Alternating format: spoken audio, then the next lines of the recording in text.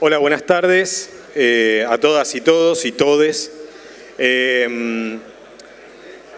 Muchas gracias por la invitación. Para mí, que tengo el privilegio de compartir los últimos encuentros, las últimas jornadas de los últimos años de Colsecor, siempre es un honor y una alegría observar cómo el movimiento cooperativo, como un sector de carácter asociativo se desarrolla, crece, plantea nuevos proyectos, nuevos objetivos y estimula la vida pública y da también contribuciones para la agenda política. En general, en años anteriores, yo he trabajado, cuando me toca hablar en esta jornada, sobre la estructuración del sistema de medios de comunicación en la Argentina, sobre las novedades más recientes en materia de política, no solo de medios, sino en el contexto de la convergencia también de telecomunicaciones y de Internet. No va a ser el caso hoy en el que voy a hablar fundamentalmente de fake news y de desinformación, que es un tema, digamos, que está por encima de los movimientos estructurales del sistema de medios en la Argentina, pero que además también está en la piel de quienes hacen comunicación diariamente. Se trata de un debate de carácter mundial. Hoy es una preocupación de las relatorías para la libertad de expresión, tanto de la Organización de Naciones Unidas como de la Organización de Estados Americanos. Hay presidentes como Macron o la ex primera ministra inglesa que están promoviendo debates de carácter internacional sobre fake news y sobre desinformación.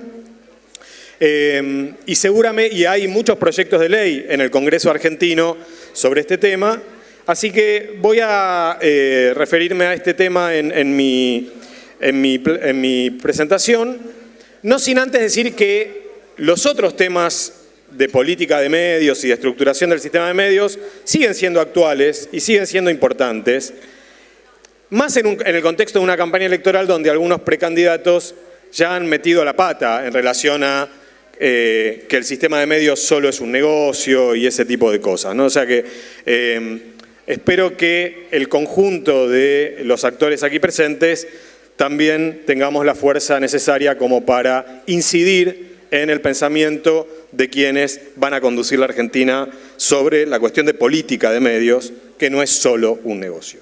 Bien, sobre el tema de fake news y desinformación, en el tiempo que me queda voy a plantear dos o tres cuestiones centrales. La primera, hay un problema de definición. Digamos, es importante distinguir una noticia falsa, una pieza falsa de contenido, de una campaña de desinformación. No es lo mismo una cosa que la otra. La historia de la comunicación es la historia también de noticias falsas, muchas de las cuales son simplemente errores. Una noticia falsa puede deberse, muchos de ustedes hacen medios de comunicación, una noticia falsa a veces es una metida de pata, una noticia falsa a veces se debe a que el periodista no chequeó con más fuentes para ver si ese contenido era correcto o no. Una noticia falsa puede deberse a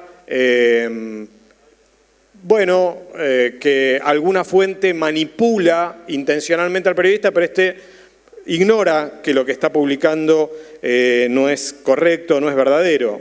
En cambio, las campañas de desinformación se diferencian de las fake news porque las campañas de desinformación, en primer lugar, tienen una motivación, son de carácter deliberado, hay una intención, hay un dolo, hay una intención de causar daño con una campaña de desinformación.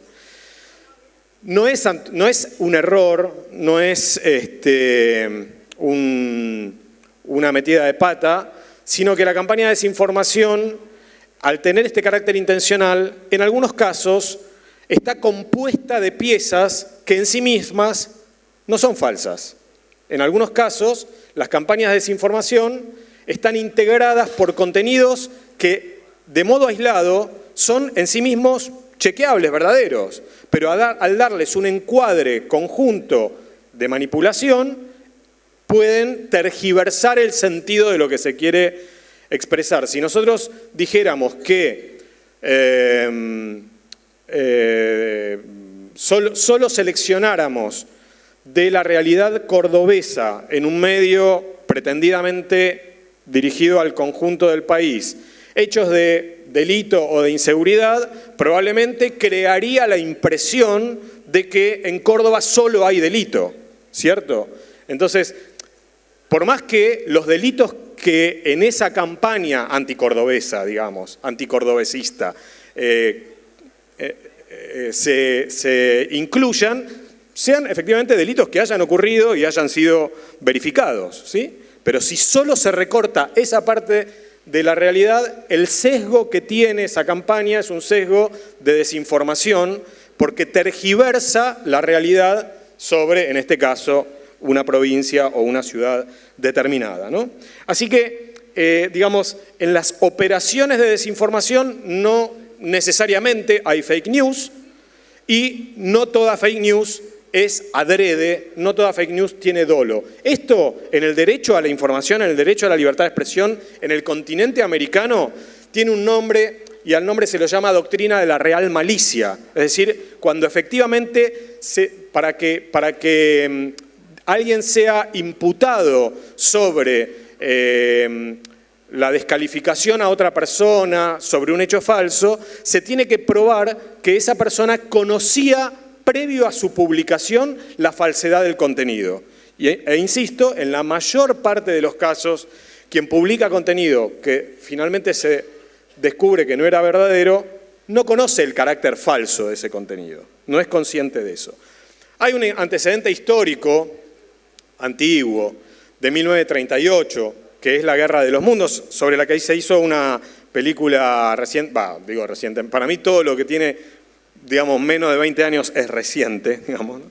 Se hizo una película con Tom Cruise, creo, me parece, La Guerra de los Mundos, que es la adaptación a la radio en 1938 por Orson Welles, de una pieza de ficción que causó mucha alarma, es un hecho muy citado en general en los textos de comunicación porque permite ejemplificar la cuestión de la manipulación de la opinión pública. Orson Welles, cuando pasó esto por radio, era una recreación teatralizada de un texto literario, había advertido al comienzo de la audición que lo que iba a pasar a continuación no era verdadero, era ficción. Pero mucha gente sintonizó la radio más tarde. Entonces creyó que efectivamente, en un contexto de víspera de la Segunda Guerra Mundial, etcétera, etcétera, había una invasión marciana. Y eso provocó caos, choques, alarma social. El propio Orson Welles tuvo que salir a dar explicaciones públicas sobre esta situación. Y es una alegoría de lo que algunos entendieron en ese momento era una campaña de desinformación, aunque en verdad es un discurso protegido, el de la ficción, y Orson Welles, insisto, había advertido a los radioescuchas que eso no era real. Bueno, para hablar de fake, ustedes saben que se habla mucho de fake news, sobre todo, quiero advertir a nuestros queridos organizadores que no tengo ya el contador del tiempo, así que si después me ayudan a... Ok. Se habla de fake news como si fuera un problema típico de Internet, ¿no? Como si fuera un problema de las redes digitales, ¿cierto? En verdad, fake news, como yo decía, hay desde que hay comunicación, incluso desde que hay comunicación verbal, dialógica, oral, previo a la invención de los medios masivos. Sin embargo, los medios han sido copartícipes de campañas de desinformación, en algunos casos basadas en fake news. Estos son ejemplos concretos, algunos más recientes, otros antiguos, quienes estábamos vivos durante la Guerra de Malvinas, conocemos bien campañas de desinformación basadas en fake news. También hay campañas de desinformación que no están necesariamente basadas en fake news. El epígrafe de aquella infausta tapa de La crisis causó 2 nuevas muertes, cuando fue el asesinato de Costecchi y Santillán en el año 2002, del diario Clarín. Bueno, en verdad la foto que ellos publican no es una foto, es una foto real del asesinato, del momento del asesinato, y lo que constituye una campaña de desinformación, una operación de desinformación en ese momento, el carácter deliberado, es ocultar quién había sido el responsable de las muertes de esos 2 militantes en ese momento, algo que se revelaría al día siguiente, con bastante escándalo, por cierto, ¿no?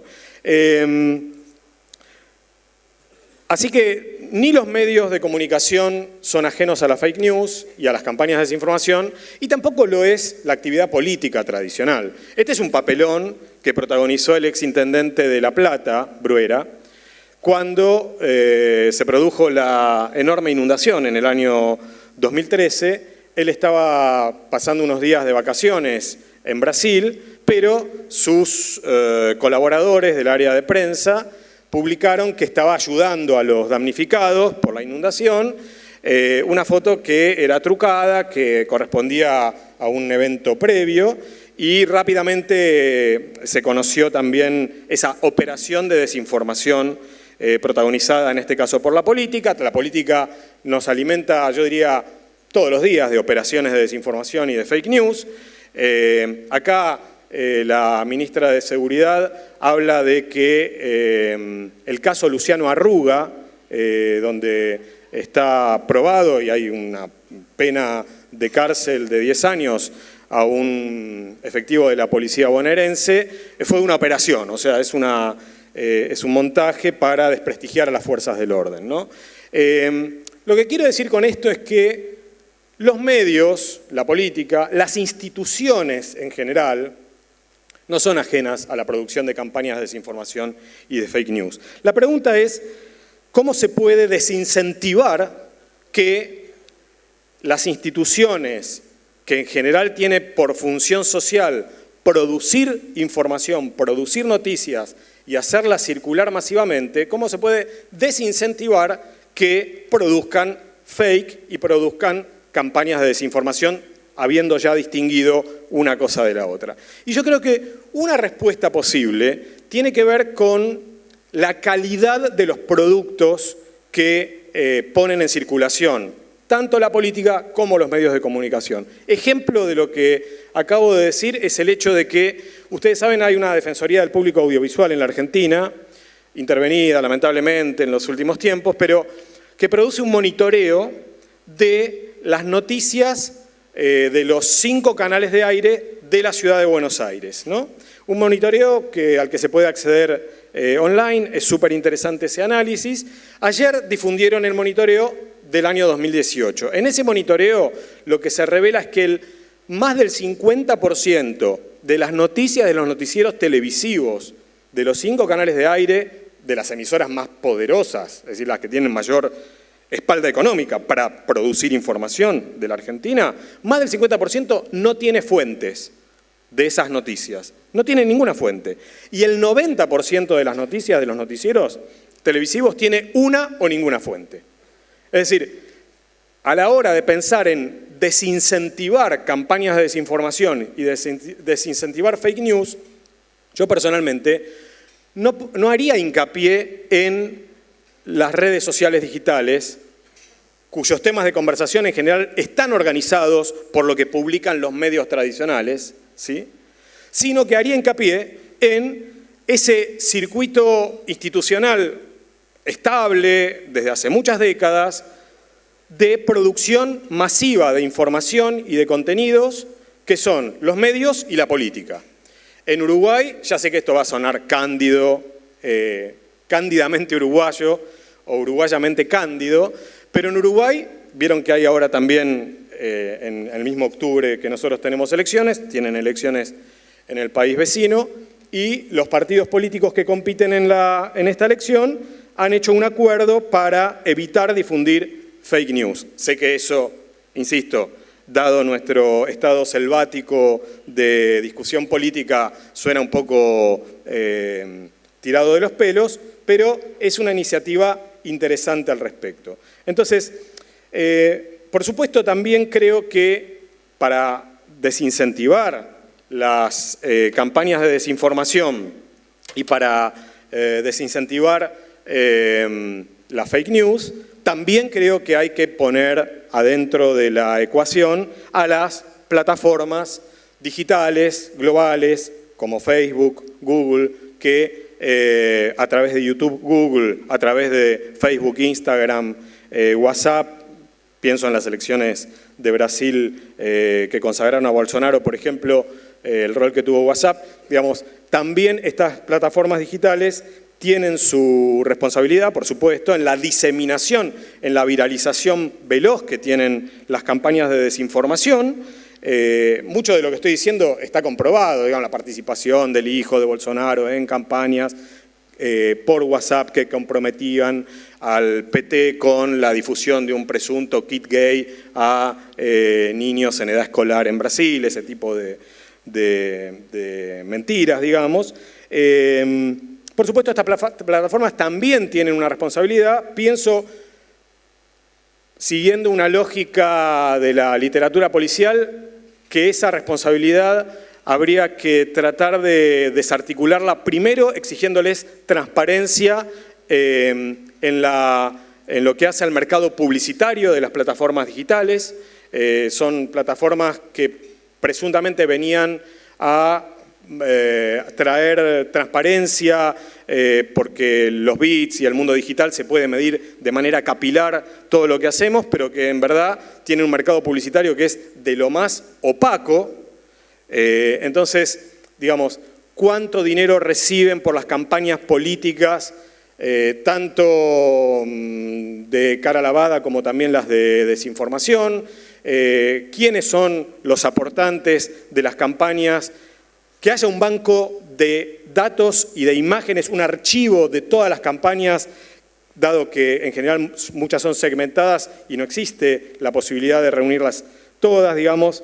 Revisión de los sesgos de los algoritmos, o sea, hay una serie de prácticas que podrían también ayudar en el caso de las plataformas digitales, que, como digo, tienen su parte de responsabilidad a la hora de difundir campañas de desinformación. Y por último, diría, también se necesita más estudio, y esto también lo digo porque los que nos dedicamos al tema con los ajustes de CONICET y en las universidades públicas no nos vendría mal, digamos, incentivos para estudiar más, pero más allá del costado corporativo, diría, se necesita más estudio porque en muchos casos se da por válido el efecto que tienen las campañas de desinformación. O sea, podemos registrar, y hay registro, como he puesto algunos ejemplos, de campañas de desinformación, de operaciones de desinformación, pero sabemos menos sobre el efecto concreto que tienen, por ejemplo, en un contexto electoral o en el contexto que tienen en el marco de una crisis económica. Entonces, sobre esto hay, por supuesto, interesantes teorías sobre cómo funciona la opinión pública en contextos de desinformación, pero no sabemos a ciencia cierta cuánto del voto a Trump en el año 2016 en Estados Unidos se debió a las campañas de desinformación promovidas por Trump contra la candidatura de Hillary Clinton. Por ejemplo, esto de que había un mensaje del Papa que acusaba a Hillary Clinton de abortera, etcétera, etcétera. Bueno, no sabemos cuánto de eso tracciona efectivamente votos, cuánto comporta condicionamientos concretos a la conducta de la población y cuánto no. Tenemos intuiciones, tenemos casos y estudios que son muy específicos y no se pueden extrapolar al conjunto, pero sabemos poco. Vamos conociendo un poco más. Hay quienes, en el contexto de campañas de desinformación y de fake news, hacen hincapié en la necesidad, vieron, de alfabetización ciudadana. Por supuesto, creo que, así como en el año 38, muchos que escucharon el programa de Orson Welles saltaron alarmados, tal vez 10 años después, conocían mejor el medio y el funcionamiento y los códigos y el lenguaje, y entonces ya estaban más alfabetizados, como más inoculados, digamos, de la desconfianza o de un pacto de lectura con la radio. En la primera transmisión cinematográfica, y con esto cierro, también es de una película reciente, Drácula, que muestran, vieron en una de las primeras imágenes, hacen una recreación de la primera transmisión cinematográfica. La gente sale espantada del cine porque ve una locomotora en la pantalla que se acerca hacia ellos, entonces salen raudamente del cine pensando que los va a atropellar, y lo mismo, digamos. 10 años después ya nadie se hubiera espantado cuando veía una locomotora en una pantalla. Yo creo, pensando de modo optimista, que con las campañas de desinformación también vamos lentamente aprendiendo, pero las políticas públicas, para que ese aprendizaje sea más efectivo, tienen que ayudar. Y creo que el sistema político, los medios de comunicación y en general las exigencias a las plataformas de redes sociales digitales tienen bastante todavía para dar en ese aprendizaje. Gracias.